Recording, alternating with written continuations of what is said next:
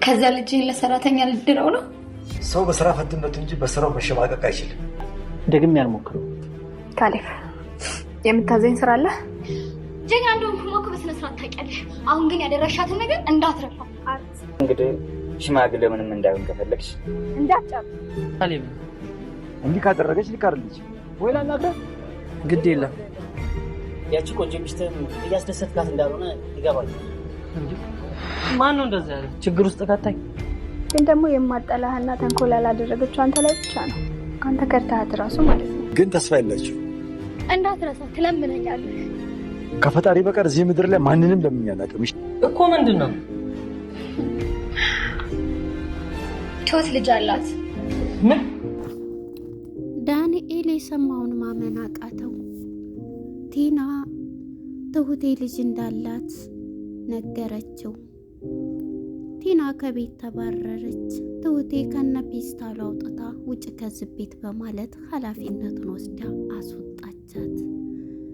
ቲና አሁን ያለችበት ነገር በጣም ግራ ተገብቷታል። ከተመስገንም ጋር ሄዳ አንድ ቀን ብታድርም ተመስገንም ነይ ውጭ ብሎ ከነ ፔስታሏ መንገድ ለመንገድ ጎትቶ እዛው ጥሏት መጥቷል። የማትጨክንባትና ምንም ቢሆን የሚያዝነው ንጹሕ ልብ ያለው ዳንኤል ደውላ ናና አንሳኝ ባክህ ጎዳና ላይ ወድቅ ያለው ተባረርኩ ብላ እየሮጠ መጥቶ ነበር። እኔ ቤት ኪራይ መችም ተከራይቼ አልችልም ምን ላድርግሽ እያላን ነበር።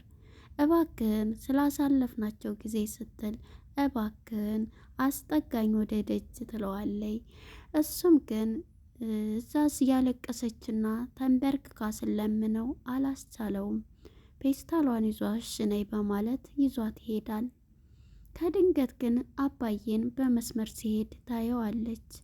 አባዬ ተው ይቅር በለኝ እባክህ ስትለው ነበር። እባክሽ ዞር በይ ሲላን ነበር። መጨረሻ ላይ ትለምነኛለህ ስትለው አይ እኔ ከፈጣሪ ውጭ ሰውን አልለምንም ለሰውም አንተን አለል ሲላት ነበር። ታያለህ ብላው ትታው ሄደች። ሰላም ጤና ይስጥልን ውድና የተከበራችሁ የቻናል ቤተሰቦች እንኳን ወደ ቻናል በሰላም መጣችሁ። ትሁት ክፍል 63 ተለቀቀ።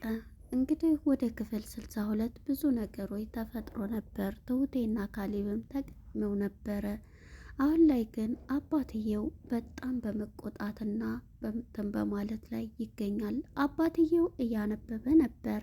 ካሌብም መጥቶ አባዬ አባዬ ሲለው አንተ መቼም ልብ አትገዛም፣ ሁሌ ትመከራለህ፣ ሁሌ ትሰራለህ፣ ነገር ግን አንተ መስሚያህ ጥጥ ነው እያሉ አባዬ እያነበቡ ነበርና ከዛም አንብብ ይሉታል። ብታነብ እንደዚያ አትሆንም እያሉት ነበር።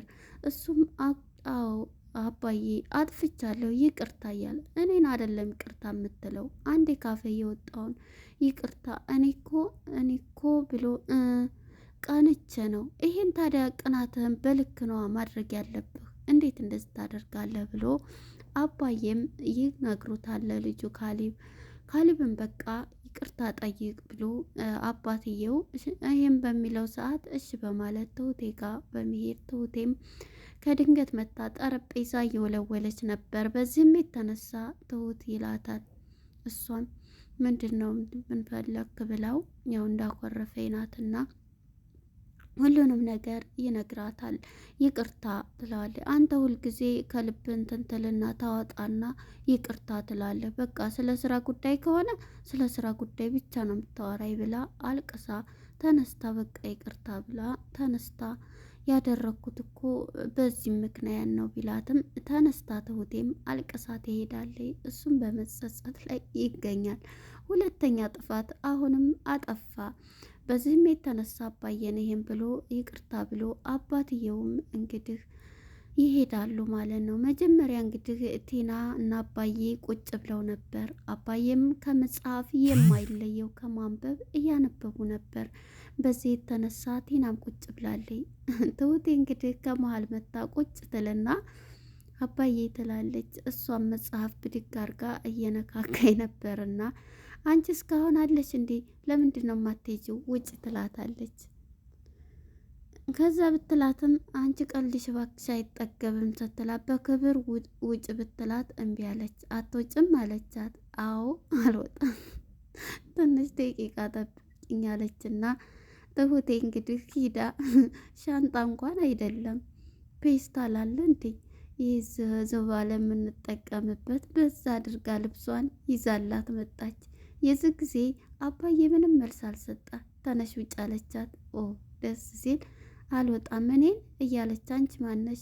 እኔ እኮ የካሌብ ሚስት ነኝ ትላለች። ቴናም በዚህ የተነሳ ውጭ ብዬሻለሁ ትላታለች። እንግዲህ ትሁቴም አባዬም ትተዋት ሄዳሉ። ፔስታሏን ጥለውላ ማለት ነው እያበደች። ቴናም እንግዲህ ፔስታሏን ይዛ መጀመሪያ አባዬ ልትማጸን አባዬ ክላስ ገብታ ተንበረከከች። እባክህን አባዬ ይቅር በለኝ፣ ይቅርታ አድርግልኝ አባዬ እያለ ነበር። በፍጹም አንቺን ይቅርታ ስንት ጊዜ እንትን እንዳልን ይቅርታ አይመልስሽም። ምክንያቱም ሰይጣን ምንም እንትን የሚለው ነገር የለ። ስለዚህ ተነሺ ይላታል። አባዬም ውጭልን ከዚህ ቤት ካልወጣሽ አንቺ ምንም ሰላም የለንም። ስለዚህ ምንም ይቅርታ ማደርግልሽ ነገር የለኝም ሲላት ብትለው እምቢ ይላታል። የዚህ ጊዜ ተነስታ እንግዲህ ቴናም ተነስታ ትሄዳለች። የምታውቀው ሰው እንኳን የለም። እንግዲህ ካሌብም የለም ነበርና አባዬ ግን ወታለት ስትሄድ ሁሉም ተንፈስ አሉ። ንጹህ ኦክሲጅን አስገቡ። ካርቦን ዳይኦክሳይድን እያስወጡ ንጹህ ኦክሲጅን ወደ ውስጥ አስገቡ። ኦ አንድ ሰይጣን እኮ ሄደችልን እያሉ እነሱም ተያይዘው እንግዲህ እሷ ስትወጣ እሷም የቀራትን ልብስ ትሁቴ የረሳቸውንም ልብስ አንስጥታ እለዋ ላይ ፔስታሏንም ስጥልላት ነበር። እንኪ ይዘሽ ውጭ እያለቻት እኔን ታቂ ልብስሽን ለቃቅሜና ሂጂ ስትላት ታቂኛለሽ ደግሞ ጀግና እንዲሆንኩ ታቂያለሽ፣ በስነ ስርዓት ታቂኛለሽ እያለች ትሁቴን ታስጠነቅቃታለች። ያንቺ ፉከራ መቼም እንትን አይልም፣ አቅሻለሁ፣ ጀግና ነች፣ ክፉ ነች ብላ ገፍትራ ከፎቅ ታባረራታለች። የዚህ ጊዜ ቲና እንግዲህ ፔስታሏን ይዛ ትሄዳለች ማለት ነው። ይዛም ሂዳ እንግዲህ የምታውቀው ቤት የላትም ቴና። ከዛው ከተመስገን ፍራሽ ላይ ነው ሄዳ የተኛችው ማለት ነው። አባዬ ግን ይሄንን ሲያይ ስወጣለት መጥቶ ሶፋው ላይ በቃ የነጻነት ትንፋሽ፣ ሁለቱም እየሳቁ ትሁቴና አባዬ ትሁቴ እፍ እያሉ ነበረ። እንዲህ እሷ ስወጣ እኮ ንጹህ አየር መግባት ጀመረ እያሉ የተሰቃዩት ይሄን ያክል አመት ሁለቱም ይሄን እያሉ አባዬና ትሁቴ በጣም እየሳቁም ነበር። አባዬ ግን አሁንም ቢሆን ንጹህ እንቅልፍ መተኛት አምሮታልና እዛው ፍራሹ ላይ ገደም ብሎ ነበረ ሶፋው ላይ። የዚህ ጊዜ ካሌብ ከድንገት ይመጣና አባዬ እንደዚህ እኮ ሁነህ ካየሁ በጣም ቆየህ እንዴ? እሱም ደስ እያለው ነበርና ተገላገልን እኮ እያለ አዎ ከቤት ካለው ጉድ ብዙም እንትን የሚል የለም እያሉ ነበር አባዬምና በዚህ የተነሳ እንግዲህ ቲና ቀጥታ ሄዳ ከተመስገን ፍራሽ ላይ ነበር የወደቀችው። ተመስገን ፔስታሏንም ይዛ እኔ ዝፓርት ላይ ሳቄ ነው የመጣው ማለት ነው። ቲና እንግዲህ እዛው ሄዳ ከፍራሹ ላይ ነበር የተቀመጠችው። እዛው ተቀምጣ እንግዲህ ተመስገን መጥቶ እኔ እኮ እዚህ ምንም ነገር ስለሌለኝ ነው ምንም ቤቱን ክፍቱን ትቼ የሚሄደው። ስለዚህ አንቺ እዚህ መተሽ የተቀመጥሽበት ምንም የሚሰረቅም ስለሌለ እኔ ይሄ ቤት እኮ የኔ ኪራይ የምከፍልበት ነው። ስለዚህ ተወጫለሽ ይላታል። እሷም እባክህን ወዴት መችስ አሁን እሄዳለሁ ብለክ ነው ወዴት ልሄድ እያለችው ነበረ። በዚህ የተነሳ እሷም እንግዲህ ይሄን ብትል ተነሺ ብይሻለሁ ቢላትም እባክህን እያለ እማቀው እምወርቅበት አስወጡኝ። ታዲያ ደስ ይላል እንኳን አስወጡ ይችላል። ተመስገን ለማንም አያዝንም። የስራ ባልደረባው አብረው ትብብሩ ነበር። ነገር ግን አሁን ላይ ሁሉም ነገር ጠልተዋታል። ተነሽ ቢላትም እምቢ ቢል ፔስታሏን ይዞ ነይ ብሎ ጎትቶ ከፊት ለፊት እየሮጠ ሄዶ ወይኔ ጉዴ! ይሄ ፓርት ነው ያሳቀኝ። እሷ ከኋላ ወዴት ነው ይዘኸኝ የምትሄደው ወዴት ነው እያለ ፔስታሏን ያንን ልብሷን ይዞ በፔስታል ጥሩ እንኳን ልብስ የላትም። በጣም ያሳዝናል።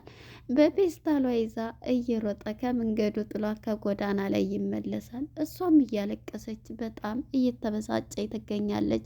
በዚህ የተነሳ እንግዲህ ምንም ቢሆን ወደ ዳንኤል ጋር ትደውልን ማን ነው ዳኒ ጋር ትደውልና ዳኒ መጥቷል። ዳኒም ደውላለት ነበር። በዚህ የተነሳ እንግዲህ እናልኝማ ያለውበት እኔ ብላ ጎዳናው ላይ ስታለቅስ ስታየው ሴት ልጅ ናትና አሳዘነችው። በቃ ነይ ብሎ እኔ ቤት ኪራይ መችም እንትን ማለት አልችልም እዛ አስጠጋሻለሁ እያላት ነበረ።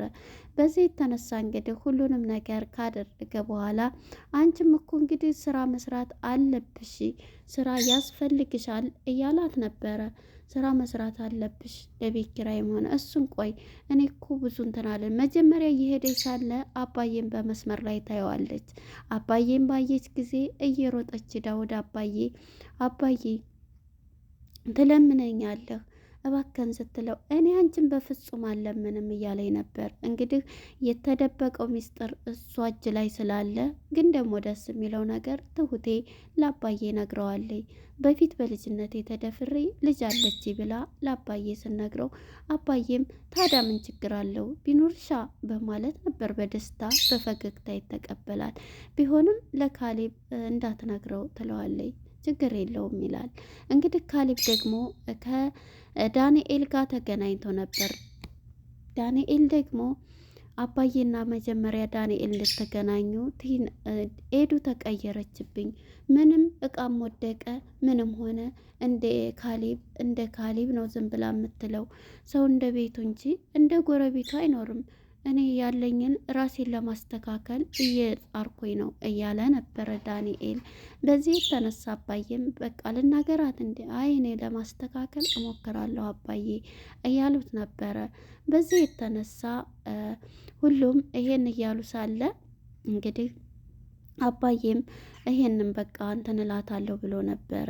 ይሄን የሰማው ተቀይራበታለች ኤዱ እያለ ነበርና እንግዲህ ጅሉ ካሌብ ደግሞ ተነስቶ ይጠራዋል። ጥሩ እንደሚጋብዝ ለምንድን ነበር የጠራኸኝ እያለው ነበረ ካሌብም ማለት ነው።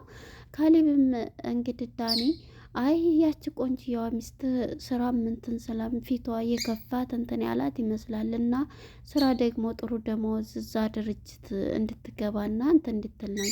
በቃ ይሄን ልትለኝ ነው የጠራኸኝ? በጣም ነው የምትገርመው። ይሄን ማን አለህ ደግሞ ይሄን ብሎ ተናዶ ካሌብም ትቶት ዳንኤል ይሄዳል። ካሌብም ከዛ ተነስቶ ላባዬ እንደዚህ አርጌ እኮ ተበቀልኩት ይላል።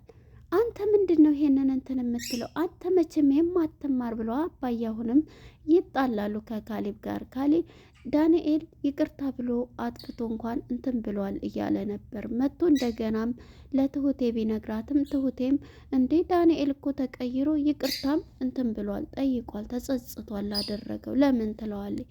እሺ በቃ ብሎ ትሁቴንም ከትሁቴ ፊት ተነስቶ ይሄዳል ካሌብ።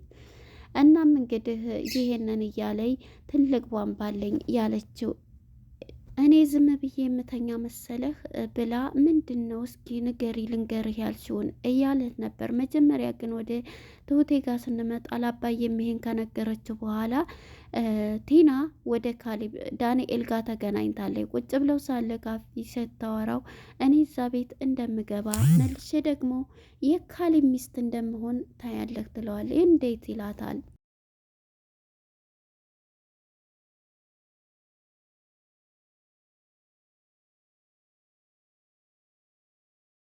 እናም ዳንኤልን ጠርታ ምንድን ነው ስትለው ንገሪኝ ሲላት ትሁቴ አያገባትም ምክንያቱም ልጅ አላት ሲል በማለት ዳንኤልም በድንጋጤ እንትን ይላል። ሂጅ ይሄንን እናገራለሁ ትልቁ ቧንባለኝ እዛ ቤት ደግሞ ተመልሼ እገባለሁ እያለች ነበር።